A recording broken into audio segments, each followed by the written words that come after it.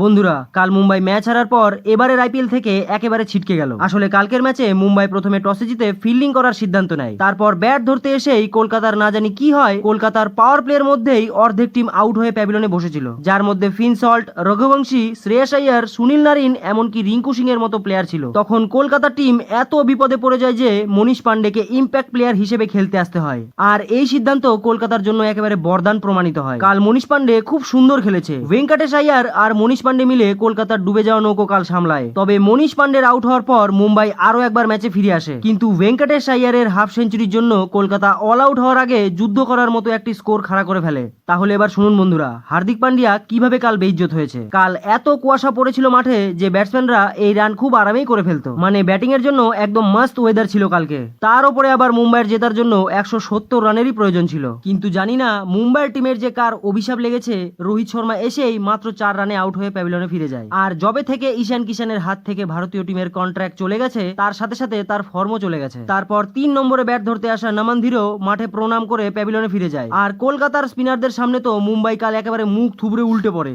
একমাত্র মুম্বাইয়ের সূর্যকুমার যাদবই ছিল যে মুম্বাইয়ের আশা কিছুটা বাঁচিয়ে রেখেছিল। তবে কাল Varun Chakravarthy, Sunil Narine, Andrew Russell এরা 3 জনেই দুটি দুটি করে উইকেট নেয়। আর কালকে তো মিচেল স্টার্ক তার 25 কোটি টাকার জবাব দেয়। কাল মিচেল স্টার্ক মুম্বাইয়ের 4 উইকেট নিয়ে প্রমাণ করে দেয় যে ওয়ার্ল্ড চ্যাম্পিয়ন তো ওয়ার্ল্ড চ্যাম্পিয়নই হয়, যার ফলে প্রথম ইনিংসে 20 রান কম করা কলকাতা টিম মুম্বাইকে 24 রানে হারিয়ে দেয়।